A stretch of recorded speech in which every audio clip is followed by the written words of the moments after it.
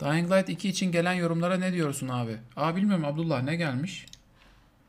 Bakalım bir hadi.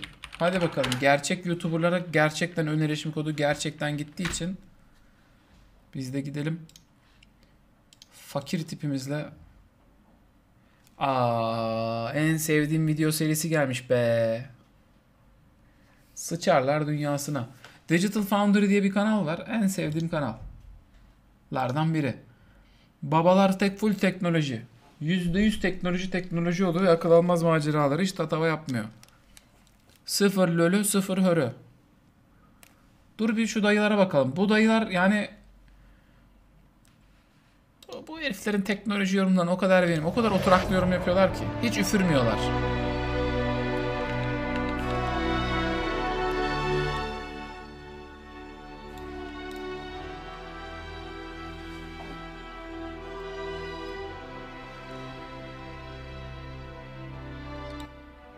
Bu dayıları izleyince herkes bana tatava geliyor.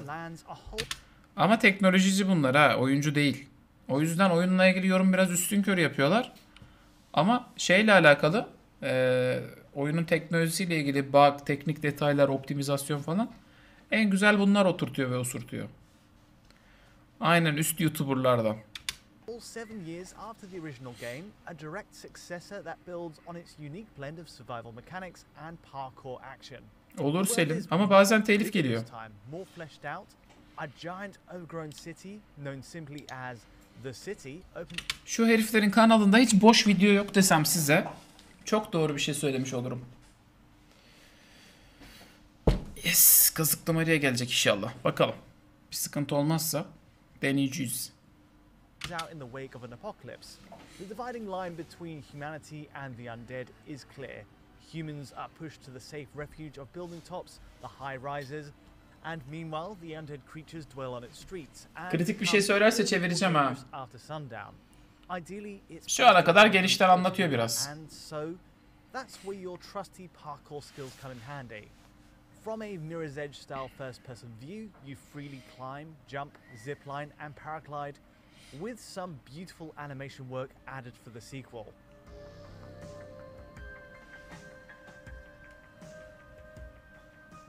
Developer Techland's animation team is in great form here.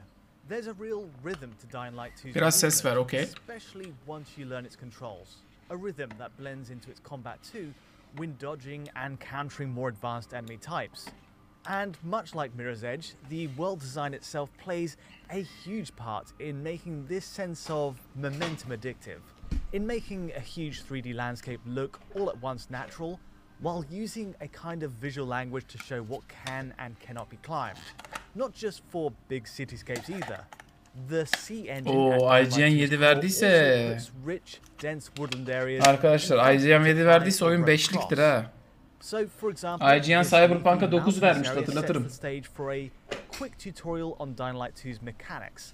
It's a challenge with only a few undead to distract as you learn the basics, but equally, it's a great demonstration of Dying Light 2's tech right after booting it up, especially on new consoles.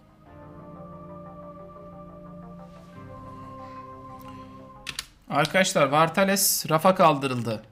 Daha fazla content gelene kadar content'in sınırına ulaşmışız, onu fark ettim yani. Hatta onunla ilgili şuraya bir küçük yazı gireyim. Tıp. Yeni içerik gelene kadar Vartales rafa kalktı. Oyun Early Access devamını bekliyoruz. Yani bence Vartales'le ilgili geleceğimiz yere kadar geldik. Bundan sonrası da oyun sıçmaya başlayacak. Onu hissettim. O yüzden biraz daha güncellesinler, tekrar gireriz. Bunu buraya koyayım. Which brings us to the topic for today. How do PlayStation 5, Xbox Series X and Series S run the game? Does the frame rate hold up at 60 FPS in the performance mode only available to PS5 and Series X? And likewise, does the 30 FPS target on Series S, which has no other optional modes, hold up? Lastly, but perhaps most importantly, just how transformative are the quality and resolution modes on PS5.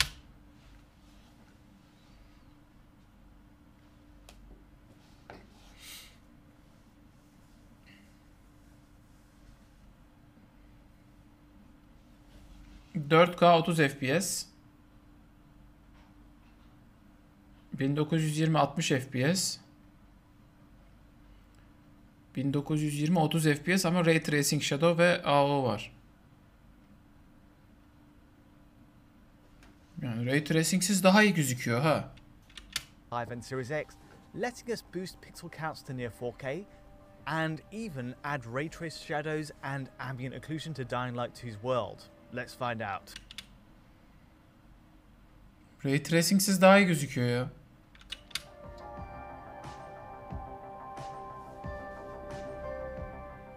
Without question, Dying Light 2 looks great on all three current gen machines. Woodland areas flow beautifully with limited pop-in.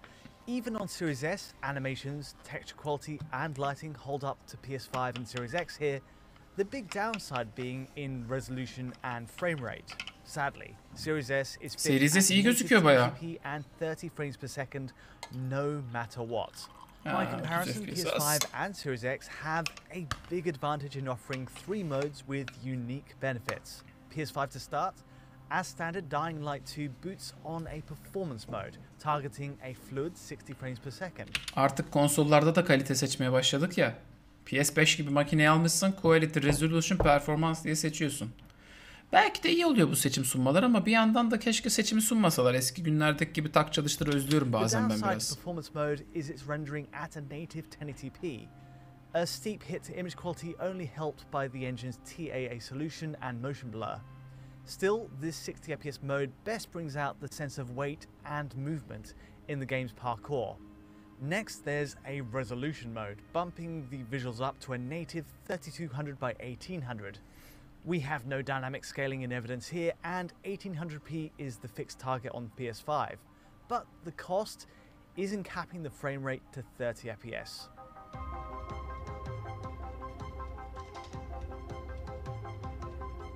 Lastly then, we have the quality mode on PS5. This is the big one. Quality mode adds ray trace shadows and ambient occlusion across the scene, and even ray trace torch lights while traveling through tunnels. The catch being, yes, well, it runs at a native 1080p and 30 frames per second as the trade-off. Ray tracing is a key upgrade for Dying Light 2 though. Okey. Şimdilik burası böyle. Burası çünkü çok fazla şey kıyaslamasıymış. Before You Buy gelmiş mi Game Ranks'in? Bir de Before You Buy'a bakıyorum ben sık sık. Before You Buy. Before You Buy Dying Light gelmiş olsa ona bir girecektim. Dying Light 2. Ha, IGN'in incelemesi var öyle mi?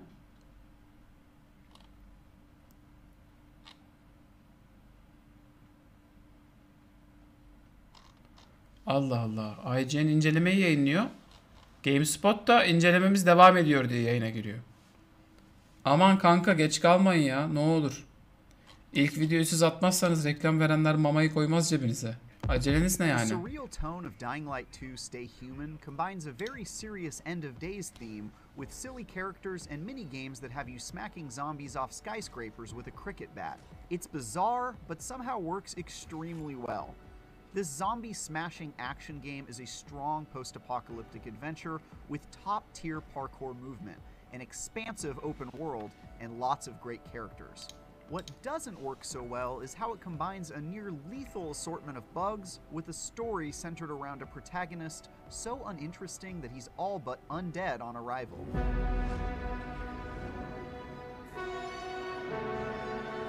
Eyvah. Before we dive in, it's important to note that I do not recommend jumping into Dying Light 2 on day 1 if your tolerance for bugs is low. I was able to play it to completion, but only barely. Leading up to launch, it is absolutely drowning in a sea of debilitating technical issues, whether it was crashing, all dialogue stopping during cutscenes, all audio being replaced with this terrifying sound, getting locked out of quests, uneven frame rates, and too many others to list here. Many glitches are temporary annoyances or even amusing wonkiness, but others are more dire. One IGN editor playing on... Çok özür dileyerek söylüyorum. Ağzımı da bozacağım. İlk önce onu da söyleyeyim. Cyberpunk gibi bir bug şölenini çok affedersiniz yağlayıp kıçına sokan IGN bugün Dying Light 2 ile ilgili çok bug var diyor. Şok oldum. Yani Cyberpunk o kadar kötüydü ki PS4'te geri çektiler oyunu, bak hatırlarsınız. PS5 versiyonu daha yeni release edeceklerini söylüyorlar. Bir sene çıktı oyundan. IGN o oyuna 9 verip vallahi çok güzel oyun. Tabi bazı bug'lar var ama hamdolsun filan şeklindeydi. Dying Light 2'de durum ne ki? Dying Light 2'yi bug'lı diyorlar. Mahvolduk. Mahvolduk. Mahvolduk. Hayırlısı olsun. Ya bu da çöp çıkarsa artık bundan sonra Polonya genel olarak bir darbe yiyecek ya. Çünkü Polonya'dan çok oyun şirketi çıkıyor bu aralar. Bak dün bir tane MMO gördük güzel. Lan girsek mi dedik. Sonra şey oldum. Polonya oyunu abi ya dedim. Çünkü full şeye döndü böyle. Çok oyun çıkarıyorlar Polonya'dan. Çok oyun stüdyosu gelişti. Şeyden sonra, Witcher'dan sonra. CD Projekt Red'le beraber. Ama sanki hızlı büyüdüler. Hızlı hırslandılar. Boylarını aşan işlere girip patlıyorlar. Rezil oluyor. Kötü. Kötü. İyi gidiyordu çünkü.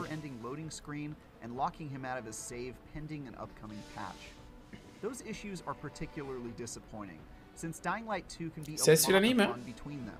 Sticking largely to the plan laid out by its surprise hit predecessor in 2015, it takes place in an excellent...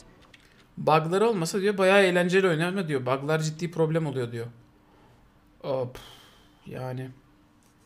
Bakalım biz cuma günü gireceğiz. First day patch falan çıkarsa hayırlısı. Highly explorable city. The rooftops are home to eccentric survivors who have become masters of parkour, scavenging, and chopping zombie heads off with assorted sporting equipment. By day, the zombie swarms crowd into buildings to hide from the sun, and by night, they pour into the streets in daunting masses. But the real tension comes from managing the terrifying meter that counts down your own transformation into a brainless shambler. Like nearly everyone else, you're infected with the zombie virus, and staying in near constant contact with UV rays is the only thing delaying the inevitable. The ever-present need to recharge that meter, which will deplete in a matter of minutes if you're inside a building away from the light, is an excellent addition that keeps up the pressure on every step of your journey. During the night, you have to be extremely deliberate with everything you do, so you can make it back to a nearby oasis with UV lights to replenish your meter, like a diver with a limited oxygen supply. Çok güzel mekanik. Şu anlattığı mekanik çok hoşuma gitti. Ortada duran bir mor boncuk var ya. Biz enfeksiyonu kapmışız arkadaşlar. Enfeksiyonu kapmışız oyunda. UV ışığına çıktıkça tabiri caizse oksijenimiz doluyor. UV ışığından uzak kaldıkça yani gün ışığından falan uzak kaldıkça hele de geceleri falan çok hızlı düşüyor. Binaların içinde ve geceleri bu çok hızlı azalıyormuş ve böylece şey oluyormuş yani bizde enfeksiyonumuzun devreye girmesi, yaratıklaşmamız kaçınılmaz oluyormuş böylece. O yüzden şey diyor.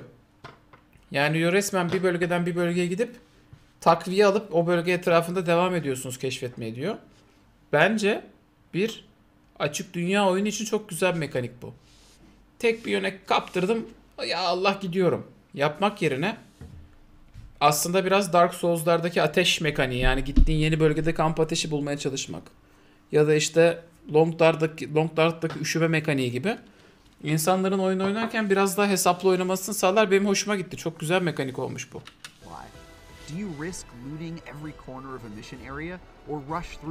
Bak onu diyor çocuk. Her şeyi yani mesela girdiniz bir yere her şeyi lootlayacak mısınız? Çünkü vakit kaybediyorsunuz. Yoksa lootlamak yerine hızlıca öbür tarafa mı gideceksiniz? Neydi bizim chatimizdeki soru? O kafa. Güzel, oyunun tadını arttırır bu.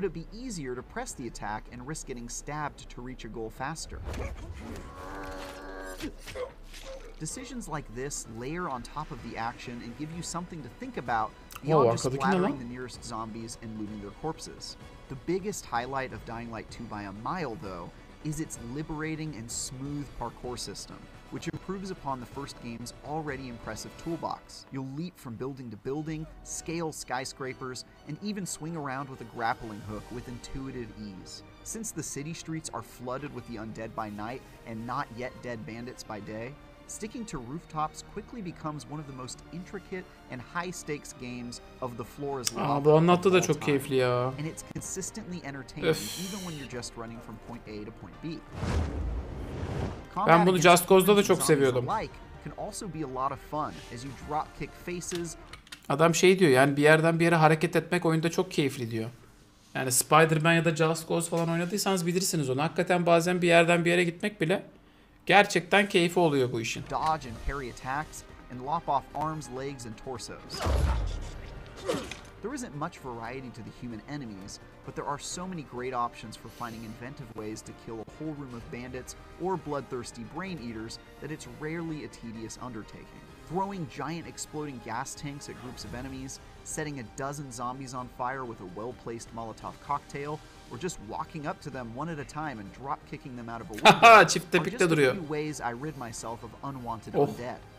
It's still a lot of fun, even when you quickly become overpowered and lose a lot of the difficulty and fear factor, or when you realize the human AI is about as smart as a boot full of mayonnaise.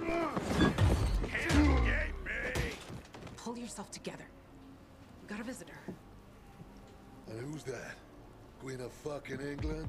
After chasing down story threads for the 80 hours it took me to beat Dying Light 2, it was deflating that the main plot... Çok hızlı overpowered oluyoruz. Yapay zekada çok salak diyor ki bunlar bayağı can sıkıcı bilgiler. Üzdü. Ended up feeling so weak, despite an embarrassment of riches when it comes to great characters. Rosario Dawson's Lawan, for example, is a fantastic anti-hero you get to hang out with a lot as she broods, drinks, and kills people indiscriminately with a crossbow. Rosario Dawson mı var oyunda? Then there's the washed-up former hero Frank, the charming ladies' man Hakan, and many, many more who left me with fun and dramatic moments to remember them by. The real issue is that Dying Light 2 just kind of has you meander from character to character without any cohesive story materializing between them, mostly because of the disappointing character you spend the most time with. Aiden Caldwell, that's you. Shit. Oh, damn it, Aiden. I was actually starting to like you. Aiden is what you'd get if you ordered a cardboard cutout of a generic protagonist on Amazon and got the cheap knockoff version instead. The tale of revenge he's on is confusing, cliché, and borders on nonsensical by the end. Without going into spoilers, the flashbacks to Aiden's mysterious and tragedy-filled backstory sprinkled throughout the campaign left me wondering when the other shoe would drop. But it never did. It's especially irritating because there are so many interesting stories and well-written characters throughout the campaign, but for some reason your own baş karakterimizin aşırı sıkıcı olduğunu ballandıra anlatıyor arkadaşlar.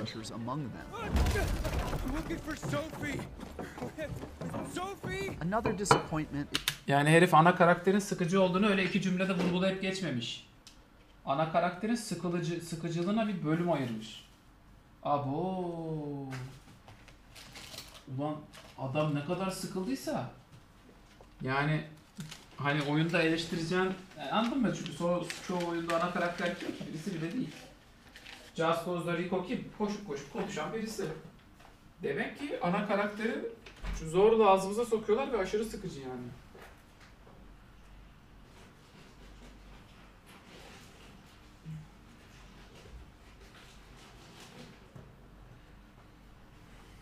Ben son yıllarda Last of Us 2'deki Ellie dışında hiçbir ana karaktere bilenmedim mesela. Ana karakterler çünkü genelde biraz kimliksiz olur. Çok da o kadar kafaya takmazsın. Demek ki dayı ne kadar sıkıldıysa oyun oynarken ana karakterden bölüm ayırmış ana karakterin sıkıcılığına. Vah. İnşallah muhabbetlerde falan X'e basıp skip edebiliyoruzdur. Kahve demliyorum bir yandan, pardon. Muhabbetin ortasında kalktım ama. Ama biz bir aileyiz, o yüzden sizin karşısında kahve demlemekten çekinmiyorum kuşlarım, göbeklerim, bocuklarım. Cimili ibolarım. Cümürloplarım.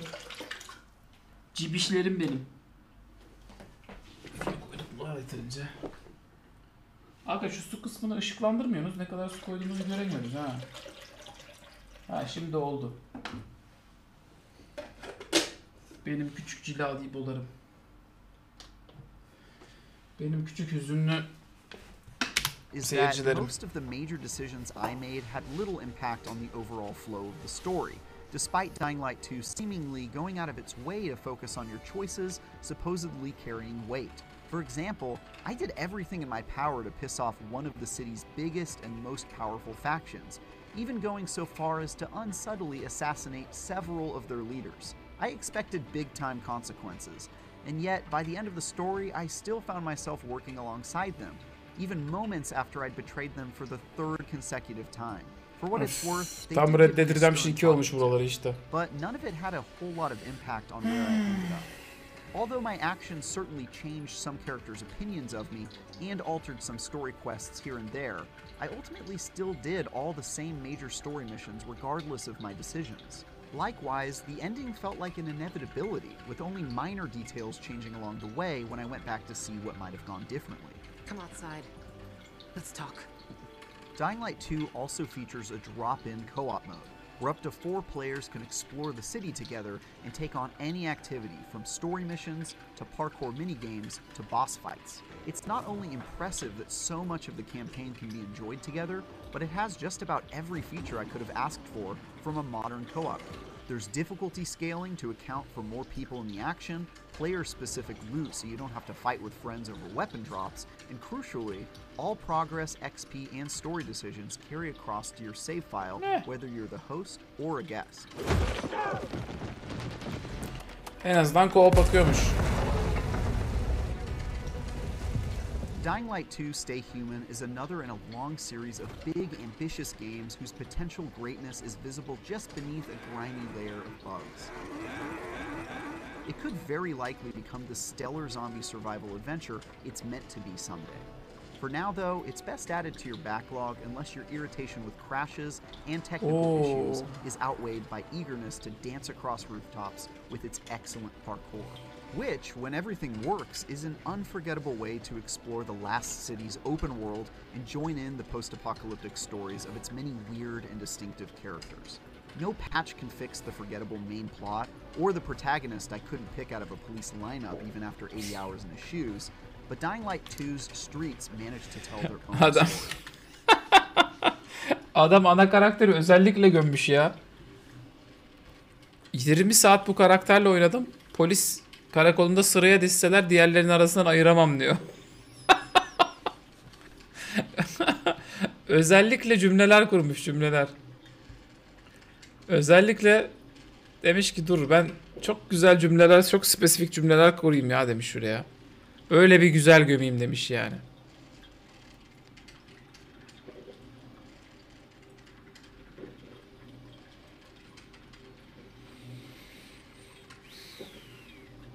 Aa iade ettim falan var ya. Gerçi clickbait'tir bu.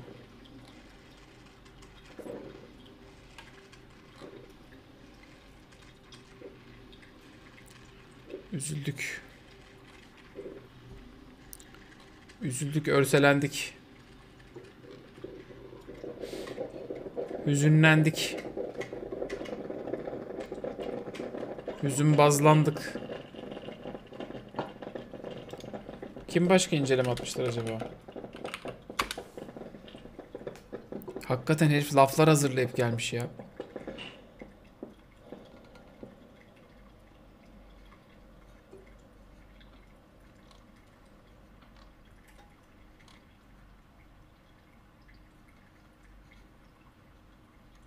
A sequel bigger and better almost in every way. İnanak mı kanka?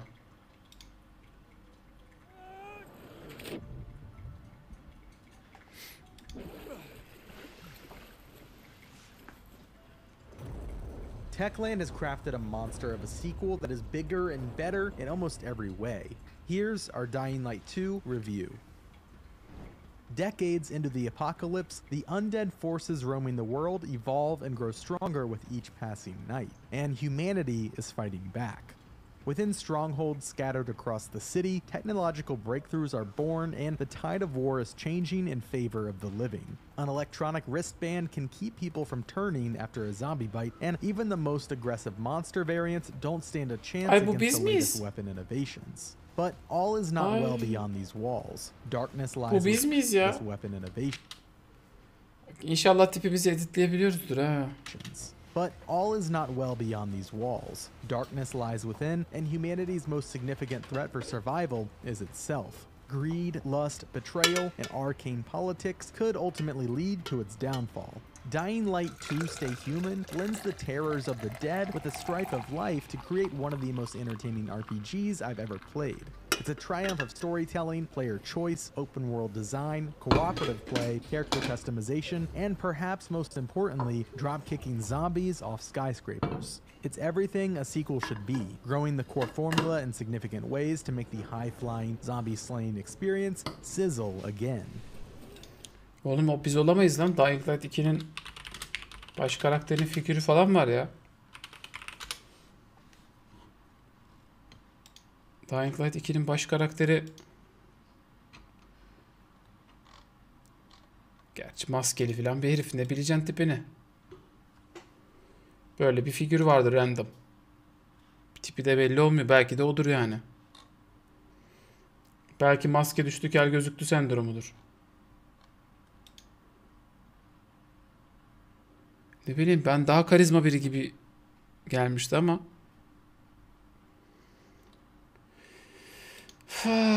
Arkadaşlar. E3'e gittiğimizde bize vermişler de bundan. Ben orada birine verdim galiba bunu. Bavula koyup bunu mu taşıyacağım çünkü. Eşek kadar kutu.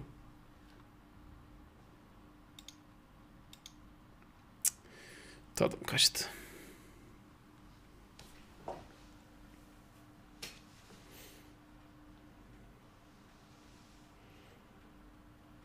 Abi God of War'daki Kraliçe Valkyrie'yi bir türlü kesemedim. Tavsiyen var mı? Biraz seviyeni yeni upgrade et. Bir de galiba onun bir şeye karşı Sevgili YouTube, bu arada sizler de kanala abone olmayı unutmayın. Öptük gözlerden. Görüşürüz. Hadi bay bay.